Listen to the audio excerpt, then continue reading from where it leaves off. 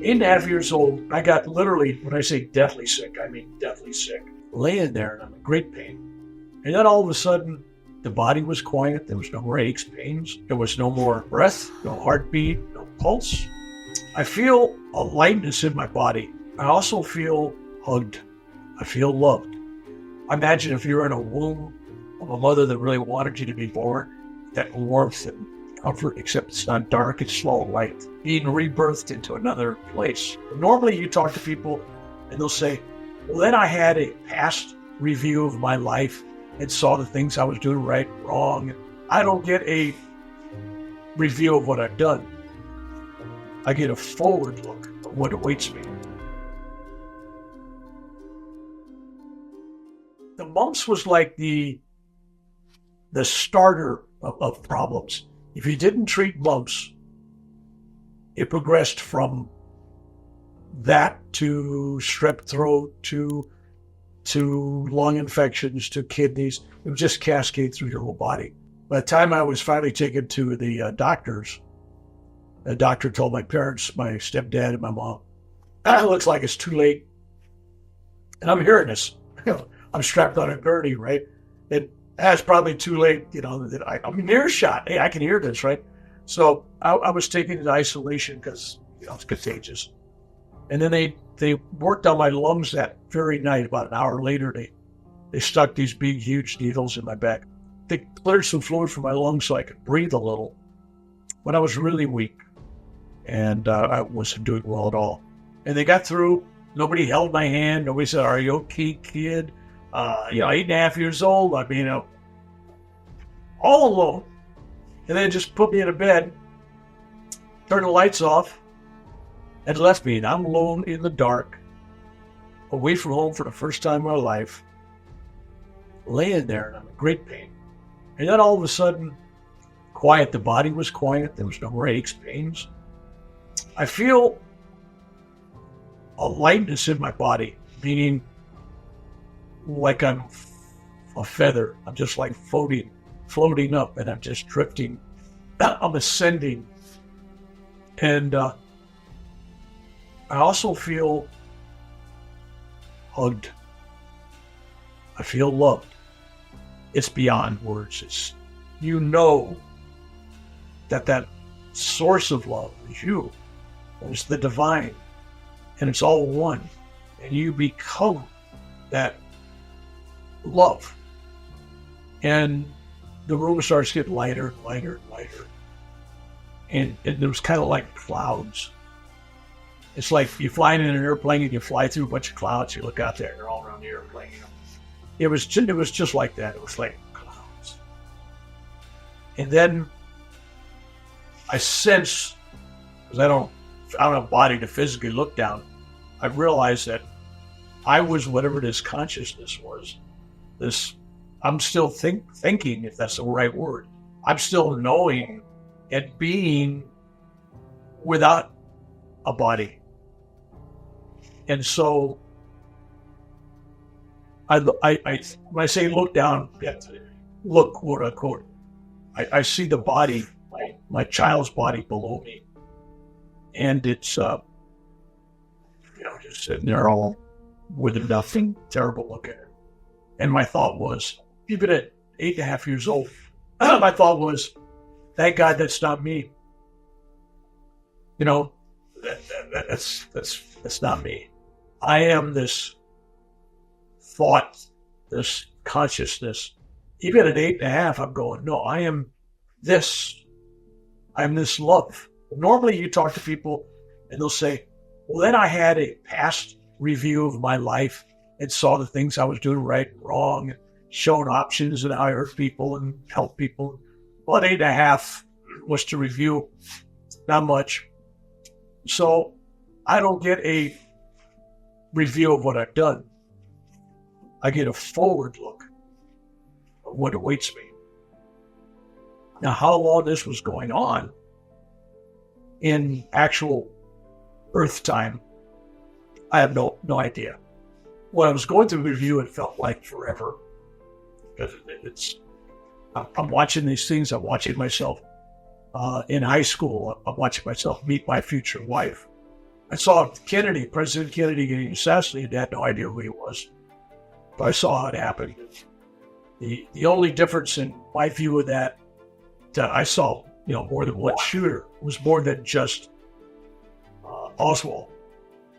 Anyway, so I saw that happen, and I saw all these things happen. I saw myself behind a machine gun in Vietnam in a helicopter, looking at the view and people shooting at me and everything. I saw people blowing up and people getting killed and stuff happening.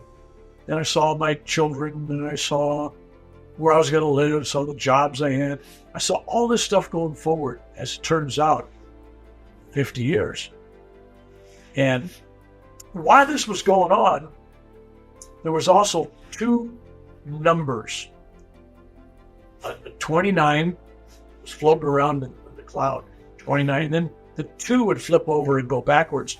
And if you take a 2 and you make it backwards, it looks like a 5. So it's like 5. So it was 29, 59, 29, 59.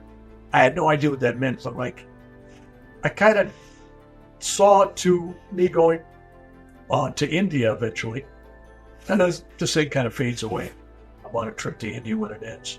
When I woke up, I was still deathly sick. Not dead, but sick and a lot of pain.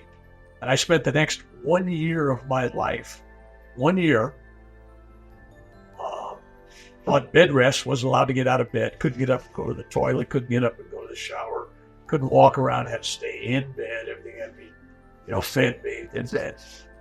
And if a year doesn't sound like a long time, picture a year of your life. No school, no television, no smartphones, no dumb phones that are connected landlines, nothing. I look back upon that as a true blessing. And people look at me like I'm crazy when I say that. I said, no. At 8.5 years old, I became basically a monk.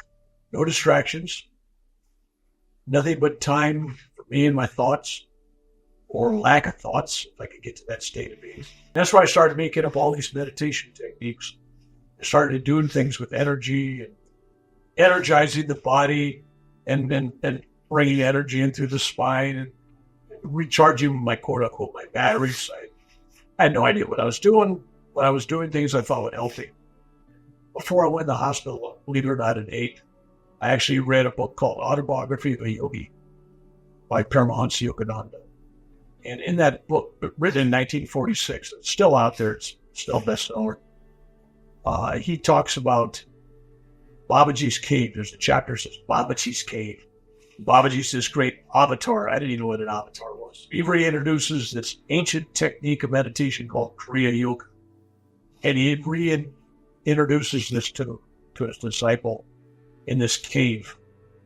And it was an interesting story. It goes on and on and on about all this stuff.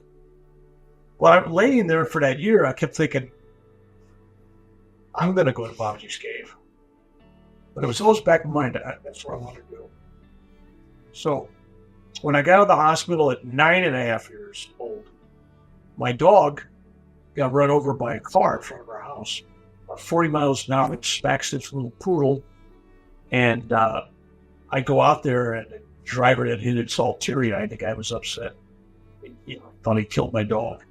And the dog was flattened. It was just whimpering. I mean, it was a daughter. But I remember while I was laying in that hospital for a year, I had learned or taught myself how to gather energy, visualizing, using different techniques, getting this energy in my body. And I thought, don't ask me why, but at 9.5, I'm thinking, well, if I take this energy from the divine, from the source, and I give love and process that energy through my hands, I can help my dog. That was my thought. Why I thought that, I have no idea.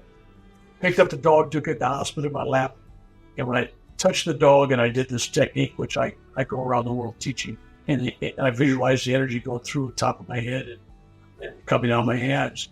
It was like the dog got electrocuted. It was like, and the dog got up, ran around the house, and lived the rest of his life. Never went to the vet. So, end of story. It was like, so I thought, wow, because it was the power of giving child love without question, knowing that there's this divine energy without question, without saying, I wonder if this will work. It was like, no, this is what I'm going to do. Whoa. And that was my first experience with healing somebody outside of myself. So I go into high school, remember I had all those visions. It's 3 weeks before the Kennedy assassination. I know the Kennedy assassination is coming, 1963, and I know he's going to go to Texas, and I know in Dallas he's going to get killed. So it was like, I go to my principal, hey, president's going to get killed in Dallas. Calm down, Bill. It's okay. He's got a Secret Service. He's okay. Go back. I said, no, he's really going to get killed. Yeah. Anyway, then he really gets killed, and then people go, how the hell did Bill know? Well, Bill saw it, So then I went to Vietnam, and I know who was going to get shot, who was going to get wounded, who was going to get killed, what helicopters were going to crash, what events were going to unfold. I mean, when you're close to life or death like that every day, your cosmic awareness, your mystical handle on the universe is about the best and strongest it's ever going to be, because you're so close to the veil of death in life. It's just, there's no filters anymore. It's there, you act on it. It saved my life, and I tried to save others. Long stories on that. But, so yeah, it was kind of like a long 5 decades of deja vu. I kept remembering the fact that I wanted to go to India, and I wanted to go to Babaji's cave. So I was 58 and a half, 50 years later, right? And I didn't put the numbers together in my mind to realize as far as the future I saw. That's the end of the rainbow, man. What does that mean, right? I didn't start thinking that until I got there. So I end up in India, and I'm there for several months. And I'm going from ashram and temple and cave with yogis to the Ganges on boat rides, and hiking in the Himalayas, doing all kinds of crazy stuff. And still looking for those answers. Found this place where Babaji's cave was at. And we went, me and my friend, and we went to the cave and had a wonderful mystical experience there. On the way back, I'm having a full-blown heart attack. It felt like I had a couple of hands with long fingernails reaching inside my chest, and were taking my heart and sticking their nails in me and kind of twisting around and, beating it. It was like, holy cow, man, there's something really wrong with my heart. And so we got lost, and I'm standing on a cliff. It's about a 30-foot drop down into a ravine. And all of a sudden, I'm standing there, and I totally pass out. My heart just like exploded. And I tumbled down. The good news is it wasn't a straight cliff. It went down about 10 feet, 12 feet. There was a little couple-foot ledge. And then dropped down and 8 feet or so, and then it'd be another 1 foot or so. Just a couple little outcroppings. So I'd fall, hit the next one, fall, hit it, and land on a boulder. And I'm laying all twisted on this big boulder, this big rock at the bottom. Staring up at the sky, so my eyes are open, but I'm not there. It's like I hit the rock, I'm not there. My body's all twisted, weird shaped. And the pain is gone. I know there's no more breath. I know there's no more pulse. There's no heartbeat. Life has ceased. And I'm going, I've been here before. I'm looking up and I see the clouds above me, right? I'm heading towards the clouds. I look straight out and look. I don't have a body to look from. I don't have eyes to look from. But in this consciousness, I observed my friend standing on the cliff looking down at my body, and I thought, hey, I'm here. Of course they could hear me, right? Hey, that's not me down there. That's not me. Trust me. I've been done this before, and it's not me. And so I'm just feeling hugged once again. like I'm in this womb of love. Imagine if you're in a womb of a mother that really wanted you to be born, that warmth and comfort, except it's not dark, it's slow light, right? Kind of a womb of light, being rebirthed into another place. To get poetic there for a minute. But it's, I'm looking down, and all of a sudden I see this very large cobra snake. And when I say large, I mean large. I couldn't see, it came out of grass, and its tail, the rest of the body was in the grass. It went across my ankles and feet and calves, and it was crawling across me. And I had such love towards that snake. It was like, wow, that's love. I love that snake. Why I love that snake? I don't know. I love that snake so much that it was like the snake became paddles, like, from the fireman, right? Clear, junk, like jump started my heart. And it was like, boom. It's like I got a jump start. I take a breath and I jump up and I find myself standing up, and the cobra kind of rolls off my legs onto my shoes. And I'm just in love with it. I'm looking at a wild cobra, and I'm reaching down trying to grab it. And it's slithering through my hands. I'm grabbing it, and I described it in several other videos where I talked about it.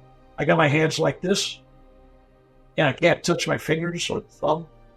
I mean, that's around the snake, but that snake in between. The body was that big, and it kept sliding and sliding. It never stopped to bite me or to get mad. It just kept sliding through my hands and sliding through my hands. And I chased it through this tall grass, about 2 or 3 feet tall. And I'm grabbing in the grass, and I know where its head's at. And I chase it, and it ends up behind this trickling waterfall. It wasn't much of a waterfall. It was probably 8 or 9 feet tall. It crawled up behind the waterfall. There was a little cave. And it curled this little body up. And then it brings its head up with that tongue going. And those fangs hanging out, right? 4 fangs, right? And it's just looking at me. I'm standing right next to the water. Like the water's right here, and I'm just right outside the water. And we have this staring contest, me and the snake. And there was so much love. So much love. It was like the universe again was still hugging me through this snake. It was just a beautiful experience. So, fighting, we got lost. Anyway, we finally made it back. So, most guys at that point would say, I just survived a heart attack on a cliff. I had a fall. I probably should go to the doctor. Right? Maybe the next day or 2 or a week or 3 or a month or 2 or 3. I finish up my trip. I'm there another couple of months.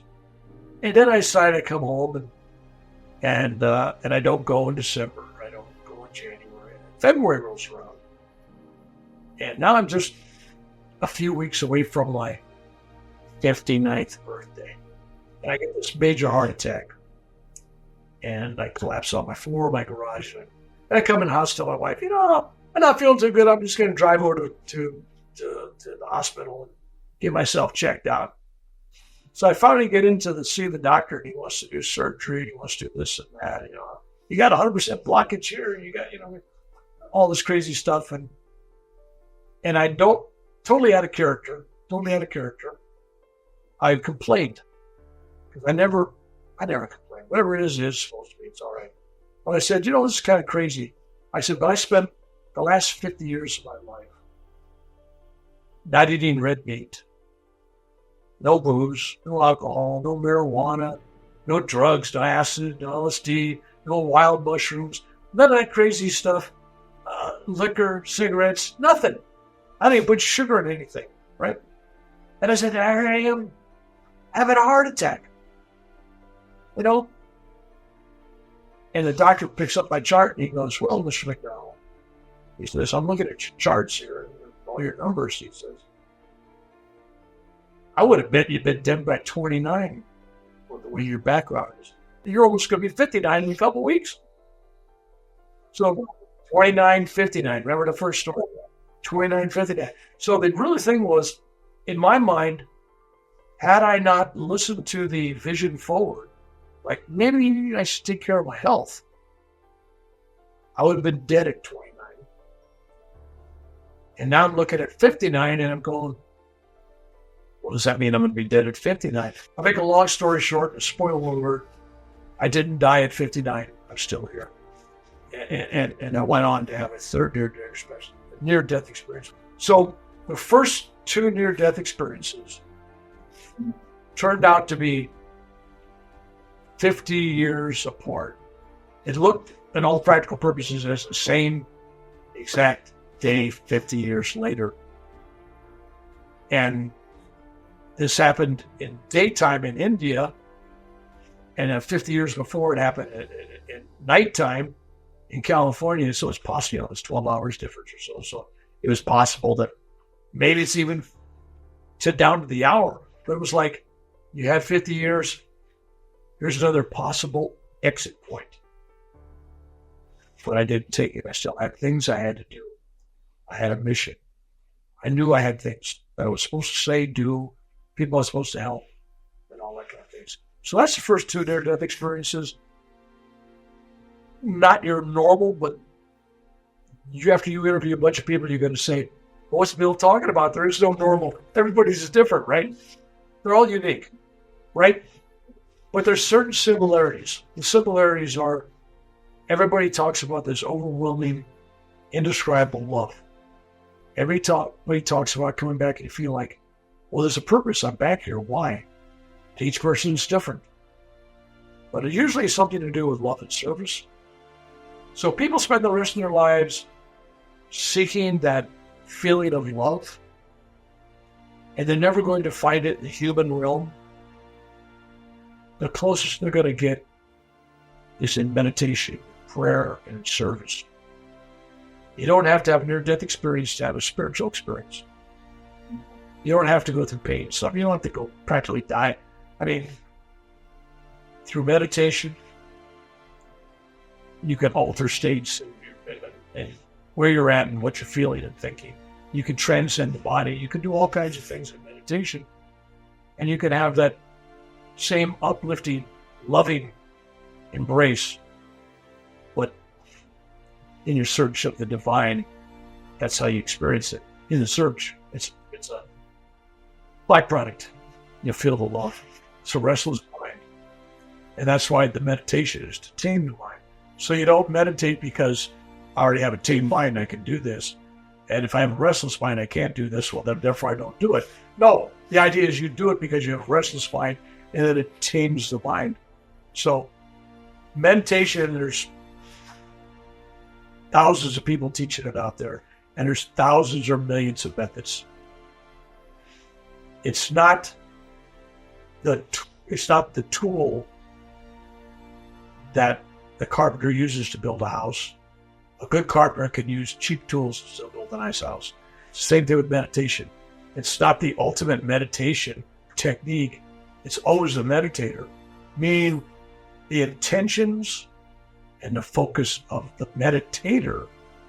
In other words, there's a person going into this to love God or to find an experience. Most people go in, they're looking for a spiritual experience. In meditation, once you reach a point, you realize, I'm in love with God. If I get nothing out of this experience, self-realization, enlightenment, that doesn't matter. I just want to love God. So when you get to that point, everything just opens up. It's there. You'll find what you're looking for.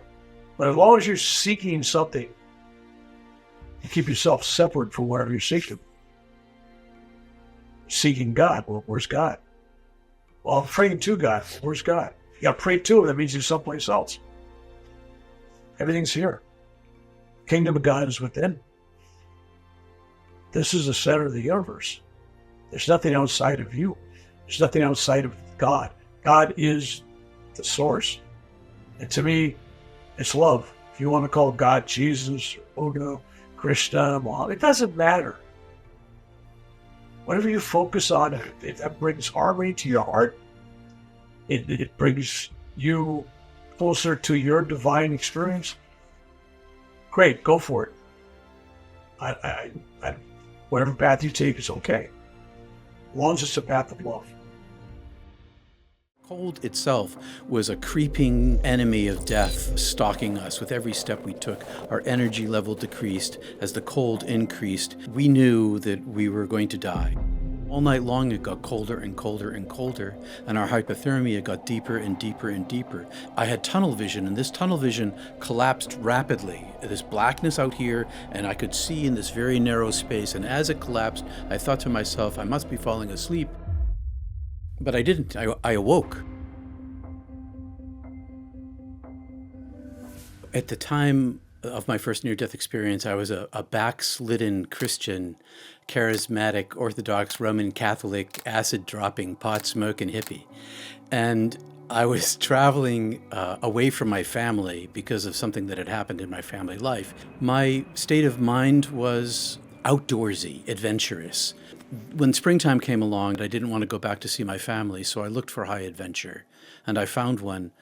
A fellow was going up to Alberta in British Columbia to go on a 10-day ice climbing, snow caving, backcountry skiing expedition, and he needed a partner.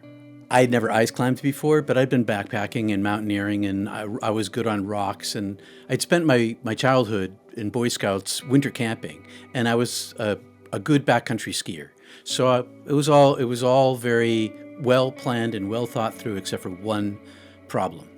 And the problem was that I couldn't come up with two ice axes. I could only come up with an axe, single axe, and a hammer. And the hammer is significantly shorter than the axe, which meant my swing on the hammer side was shorter. Those two things combined forced our climb to be significantly slower than all of the other teams on the ice that day. So by the time we reached the top of the climb, the sun was setting, and we already knew that we were in a deadly situation. The temperature dropped about 30 degrees instantaneously as the sun went down, and all the other climbing teams had left. We knew that we were going to die. We had a discussion about it as hypothermia set in. We decided that we would die for sure if we stayed where we were, and maybe we could survive if we fought our way down. So we decided to fight our way down. But all night long it got colder and colder and colder, and our hypothermia got deeper and deeper and deeper, and our symptoms became more exacerbated with every step. And I was terrified. The cold itself was a creeping enemy of death stalking us. With every step we took, our energy level decreased as the cold increased. In the end, I was standing looking at the mountain, having just woken up from sleep, because hypothermia puts you to sleep. And I kept falling asleep and standing back up again, and I stood up this last time, and I had tunnel vision, and this tunnel vision collapsed rapidly. This blackness out here, and I could see in this very narrow space, and as it collapsed, I thought to myself, I must be falling asleep. But I didn't. I awoke. I was confused. I felt like I was inside a darkness, but in front of me was a deeper darkness, and I had form and shape. I still was myself, but I was not in my body. I could perceive this darkness because it had a certain level of illumination, and way far, far in the distance was a single pinprick of light appeared, and this like a star, like a single star in the night sky, and like the North Star, and that's all you can see. And it rushed toward me, and it filled my vision and communicated with me that I'm taking you. I put up my willpower saying, no, I don't know what's going on here, but I'm not going anywhere. And it just took me. And it severed me from the world. It severed me from my body. I became no longer a human being. I had a shape and form similar, but I wasn't made of molecules. I was made of, metaphorically, I was made of photons. I was a being of light with a form inside this consciousness that was far more powerful than me, speaking its own intelligence, showing me its infinite intelligence, showing me infinite comfort, giving me comfort. And it took me back up its trajectory. And I was bilocated. I had a point of view outside of my light body. I was like an individuated eye of God seeing this happen. I knew myself as myself, and I understood that my just previous life was not me at all, and never had been me, that this had always been me. And I could see in all of this vastness, and I was unafraid. I was healed of all my pain. All my pain had vanished. I was whole and well and alive in a way, in a reality that's far greater than here. There was a waterfall of light emerged from the darkness, the deep, impenetrable darkness. And it emerged from it, and it was gigantic. And it was the most desirable experience I'd ever had. I wanted this luscious, lovely, beautiful, desirous, seductive. I just wanted it. And so with a thought, I moved toward it. And as I thought, it moved toward me.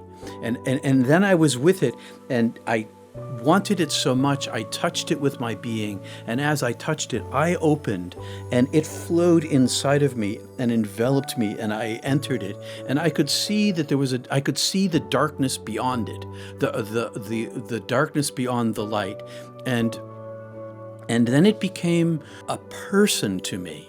Like, it knew me, it looked in me, it saw the whole of me. It showed me all of my entire life. There was no corner of me that was hidden. There was nothing that I had stuffed away from myself that I couldn't see. And I went through a hell of the bad things that I had done to people through my whole life, because everything was visible. And I could see this eye of fire looking at me and showing me my life.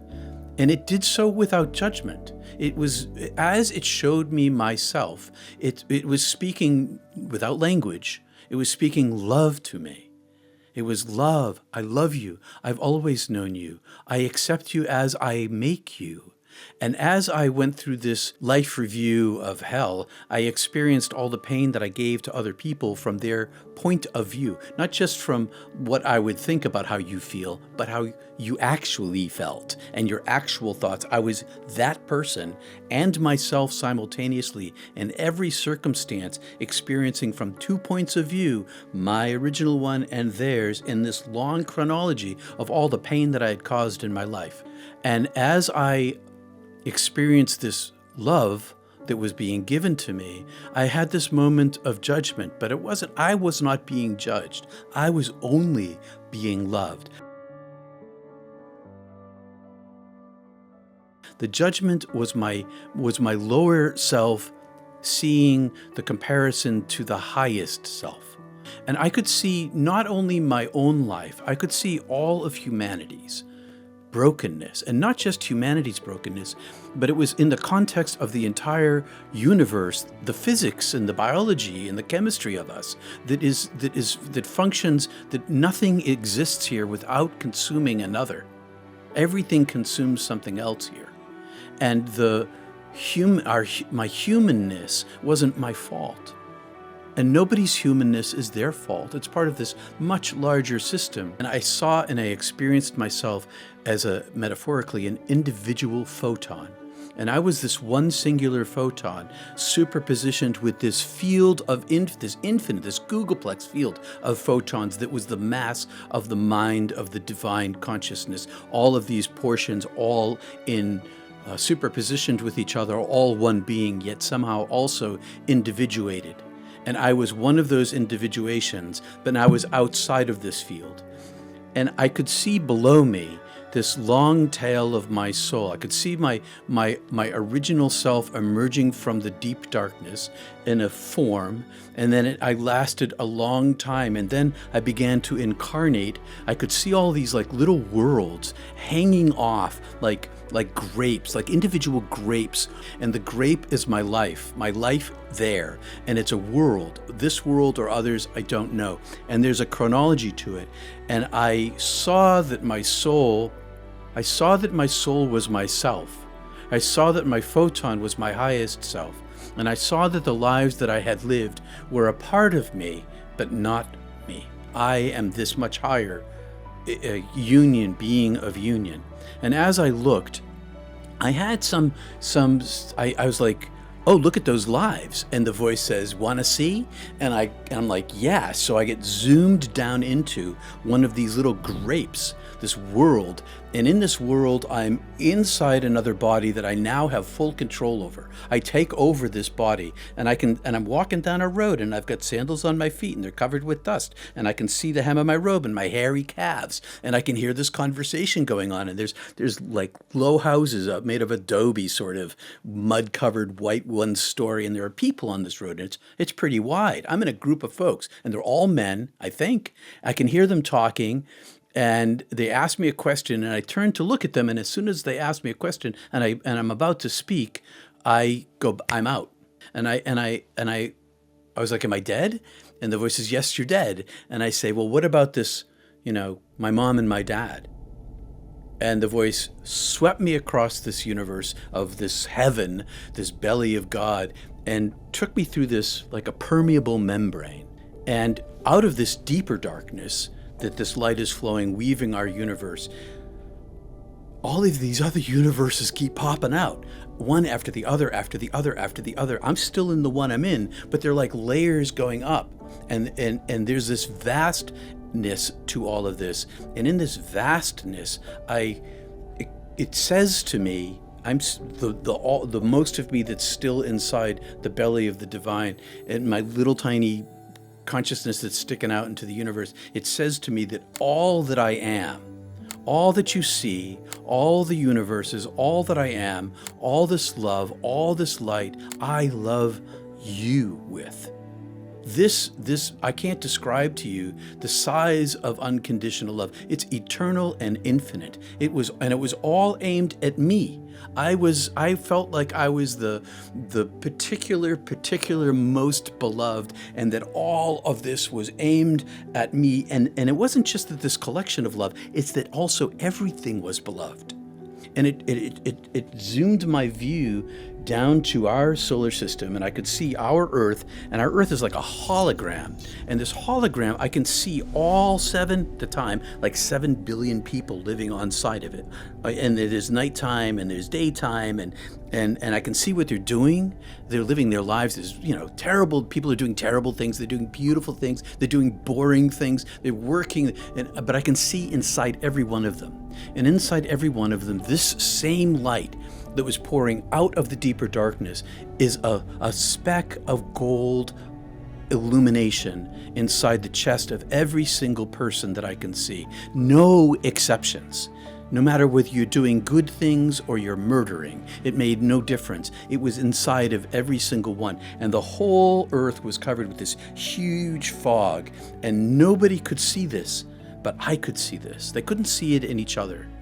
As I looked at Earth and saw all the golden specks inside of everyone, the faces of the lives, the personhood of my parents appeared. They popped up in 2 sets: Mom A and B, Mom and Dad A, and Mom and Dad B, and they were these parallel lives. I could see their lives. I could see all of the time of their lives to live with or without me, and in the with lifetime that they could live, they had a level of pain that I've lived with now for the last 40 years with them.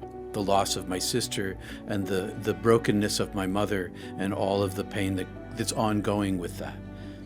And life B without me, there was shattering and destruction. But the end of their lives were the same. And the voice said to me, in the way that I love you now, I have always loved you and everyone. And all because of my love, everything unfolds back into me. Nothing is separate from me. And because of my love that unfolds all back, your parents are going to be fine if you just wait for them to die. If you stay here, come and stay with me, it was saying to me. But you have a choice. Their deaths were the same. They became like me. And they knew like me, most beloved. And everybody was most beloved. That's the thing about the golden light. I wasn't particular. It felt particular. But everyone is utterly and absolutely, completely beloved. And so, knowing that the length of my life had just been a wink of my eye, because I had just felt like I had been born and just died like that, I said to myself, well, I can go back. It won't be that long. And I said to the divine, if I go back, can I come back here? If I can go back and prevent this great amount of suffering for my parents, minimalize it really, can I come back here to this bliss, this self-understanding, this union? And the voice said, yeah, you come back here. But, welcome. And the door opened, and down this tunnel I went. And inside of this tunnel were all these other doorways or portals. And they all opened up to all these other tunnels. All of them were potentialities of my life. All of them. But this particular one was like the mainstream of it. But I could make all these choices to go in all these other directions. And I get to the end of this mainstream of it. And by the time I'm at the bottom of it, and it felt like the bottom of it, I had been compressed down into this dense form similar to the dark shade that I was when I was first leaving my body. It's kind of this sort of light, but not light, like a dark light. I don't know how to describe that. And I could see on the cliff, I could see this image, and there was like, I could see this guy hanging there and this other person shaking him, and I could see the stars and the darkness and the cliff and the rope, but I didn't know who they were. As like I didn't identify. Oh, there's Peter and Tim. I was like, I have no idea what I'm looking at, and then it was like a sword piercing. I'm the sword, and I become like this sword, and I pierce this guy's chest, and I'm in this chest, and it opens, and I'm stuffed inside. And I can see out of this little eye-like shape, like this slit that's open, and I can see this angelic being, and I can see back to the darkness, and then it just closes. And as it closes, I have fully aware of that I am a soul, and I am entombed in this thing that isn't me, and I'm trapped inside of this thing, but there's no pain. I'm just trapped. And it's kind of dark in there. And then I feel my brain, or the brain of this body, wind up like an old radio tube in the 1920s. You turn on the radio and it's got all this electricity is going to light up the tubes. And I felt this thing kind of warm up. And as it warmed up, I began to feel pain and suffering. Everything hurt. Feeling came back pretty immediately. And I can hear this noise, and it resolves into a voice, and my language facility comes back. I can hear, don't die, don't die, don't die. I open my eyes. There's Tim shaking me. I don't know who he is at this point. I don't even know who I am. It's shaking me. Don't die. You were dead. You were dead. And he's screaming and crying, and he hauls me up. And I don't know who or what I am. I'm inhabiting this thing. I'm like looking at this like, what is this? Where am I? What am I inside of this world that's full of pain? And at one, Tim was talking and talking and talking. I don't know what he was saying. And then he got me to pull the rope, and the rope came free, and we descended. And because the Lower Weeping Wall is on the Icefields Parkway, our car was parked across the street in the parking lot. We got our tent, and we self-treated for hypothermia. And I became an entirely different person from that moment on. All my beliefs were erased. It wasn't like they became another belief, like no belief. And it wasn't just about religion. It was about politics and economics and social interactions. Anything that the human beings had invented in their heads. Like coming back from a foreign trip and you go through culture shock when you get here, like that on steroids, because I didn't believe anything anymore. I didn't even believe in language. So immediately I found that the only place that was real with a capital R was in here. Yeah, so my first near-death experience eliminated all fear of death. And if I'm nearly in a car wreck, I still get adrenaline rushes. My body still has those responses, but I'm not afraid of dying at all.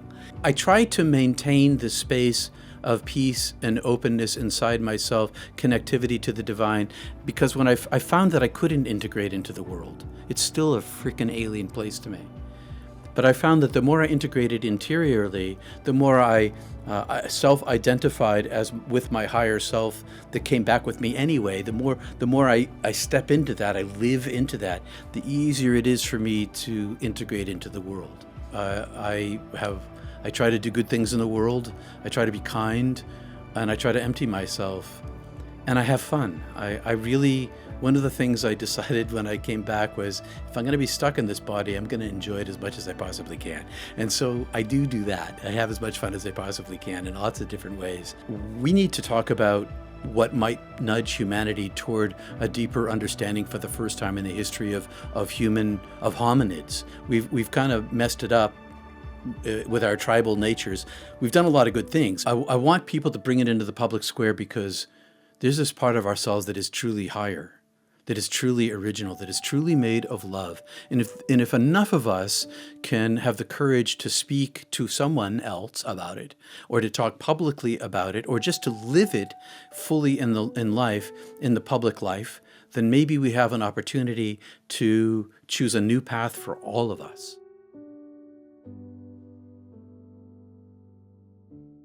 And finally, I felt this warmth out of the clear blue.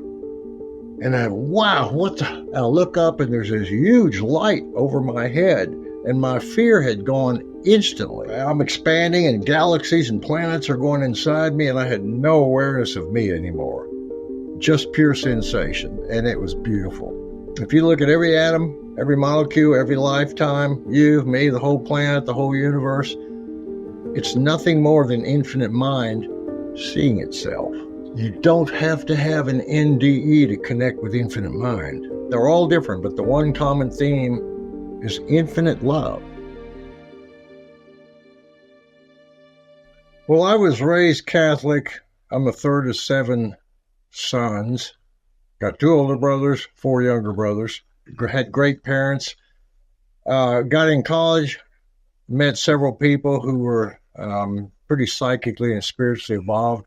A lady did a horoscope for me and pretty well nailed me. I didn't know at the time, but she said, you got a lot of psychic ability, and you're probably using this the rest of your life. And I thought, wow. And I started giving readings with regular playing cards. I knew several psychics. I'd got some readings from some. And when I moved to Austin, two different psychics both said, you got a lot of psychic ability. And I kind of felt it when I was a kid growing up with a bunch of brothers. Because I'm a Scorpio, my mom's a Cancer, everybody else is fire and air, real masculine signs. And I could always kind of feel things were going to screw up. And I thought, isn't it just common sense? Can't other people see that? The answer is obviously no. Anyway, in 1977, sort of out of the clear blue, toward the end of January, I started feeling these strange feelings. Like I could see what was going to happen next. First with my roommates, and the next day walking to the store, I could pick up people's thoughts. Later that night, I went to a bar. And as we walked in the bar, my roommate and I, there was a particular spot, I felt this sort of premonition about something, didn't know what. Later at the bar, it was too noisy in the band room. I walked back into the front area, sat at the bar, and then I thought about walking outside, getting some air, and all of a sudden I'm out in that spot when I walked in. And I saw people walk right through me. And I opened my eyes, and I'm still in the bar stool, the door opened, and they walked through, and they were dressed exactly as I'd just seen. I went, I can't believe this. Can I do this again? And I started transporting myself outside, seeing people. My roommate came in, I showed him this, it blew him away, blew me away. By the second, third day, this psychic ability had gone so intense that it was no longer like real normal life at all. But the wall that normally separates our conscious mind from our subconscious, mine just kind of dissipated. We're supposed to have that wall there so we can deal with our normal lives in a normal level. And it dissipated, and I started seeing everything from a parallel universe, subconscious, spiritual, psychic. After about a couple days, I started feeling these monitors, these guides. Something was watching me. Something knew more about what was happening than I did, because I had no idea on one level of why or where this ends, or how do I turn it off? Okay, I got the picture. I know what's happening to some degree. But I kept feeling these sort of guides watching me, and that's sort of the only comfort I got. Not the only, but that definitely gave me comfort. Anyway, at the end of a solid week of this intense, could not turn it off psychic ability, I was terrified. The terror had taken over the ecstasy, the enlightenment. And so I was racing down Guadalupe Street, crying and screaming and praying, and Guadalupe Street here in Austin. A bunch of people were watching me. I didn't care, you know. And finally, I felt this warmth out of the clear blue. And wow, I look up and there's this huge light over my head, and my fear had gone instantly. In fact, it felt warm, spiritually, mentally, down my body. I looked around and looked at this whole circle of people who gathered around me because they didn't know what the hell I was doing. And they didn't notice it. They didn't react. They're just staring at me like, you okay, buddy? And then I saw this, like a crystal table about this thick. And that's where the light was coming. And it was coming through the palms of the hands of these 7 white-robed. I couldn't see their faces. It was kind of like gray because their faces didn't matter. It was their presence. And they said, do you trust us? And I said, wow, you're the monitors. And they said, yes, do you trust us? And I said, man, I'm so glad you got, I don't understand what's that. Shh, do you trust us? They asked that a couple times. I finally said, absolutely. Long story short, within 2 seconds, I was hit head on by a speeding car. I was outside the car, saw my own body getting toppled over. Then the whole city of Austin turned into a little dot, and then the whole earth did. And I saw the whole earth from 360 degrees because I was expanding outward in all directions. So anyway, I'm expanding, and galaxies and planets are going inside me, and I had no awareness of me anymore. Just pure sensation, and it was beautiful.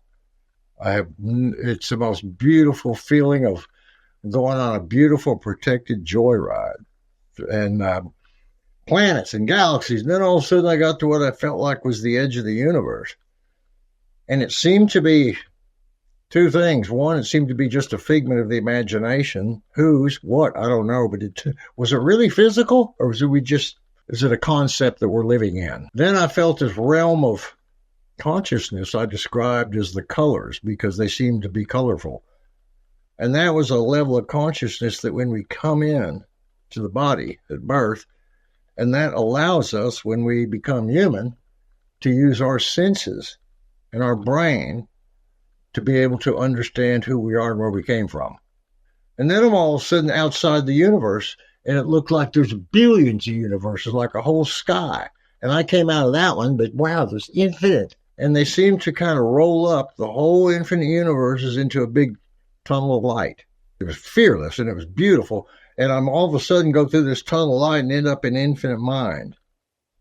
Now, infinite mind allows for every possibility over time of everything. The good, the bad, the ugly, multi-universes, infinite creativity, no limit whatsoever, number 1.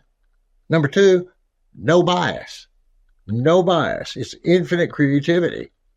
Number 3, or maybe this could be number 1, if it didn't exist, nothing would exist. And because it does exist, everything exists. There's no in between. Now, you and I, we're living in a particular universe, right? But think of it this way. If you go to the store tomorrow and you go a right turn instead of a left turn, you have helped co-create a universe that's different from the one if you went left, right? They're not the same. Every thought, every molecule is always in motion. What we see is a pretty seamless, but there's multi-universes randomly intertwining, and the beauty and the mystery of that is incomprehensible from a lot of perspectives. I can only kind of describe it in the abstract to some degree. No matter what it is, it exists in some reality, in some universe, maybe not the universe we're in right now, but there's no limit. There's no limit to how much manifestation can happen, whether it goes from an atom to a molecule to a universe to you to me to black holes and start over.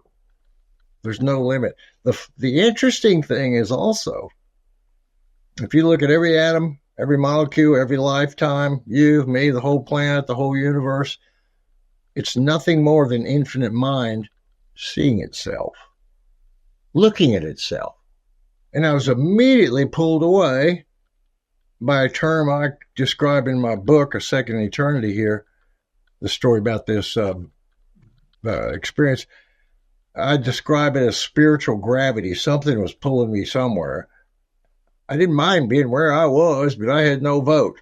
I was just pulled out. I was pulled back through this tunnel of light. I was pulled back into this sky full of universes. I was pulled toward one particular one, which is mine, ours.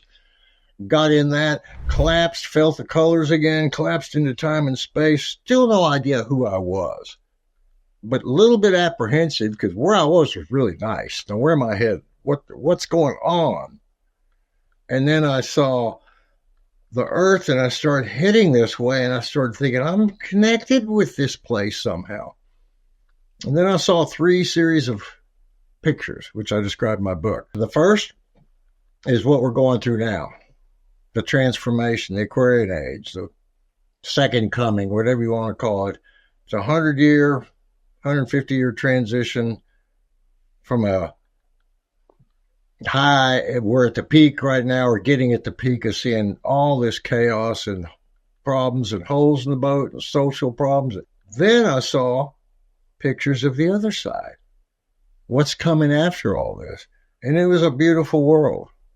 It's a very different world. It's the age of Aquarius. We're working on different energies or different, now I don't know if there's going to be 1 million people left or 12 billion on the planet. I don't know. It's all in change, in flux, and every individual's free will affects the overall outcome to some degree, and everybody can make a right turn and make that universe happen, or a left turn and make that.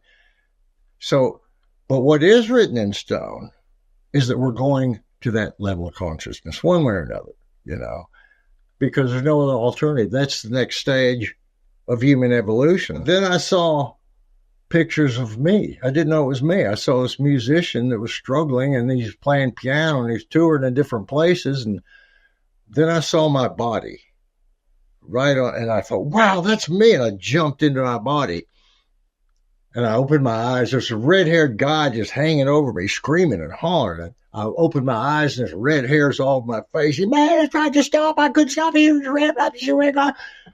Terrified.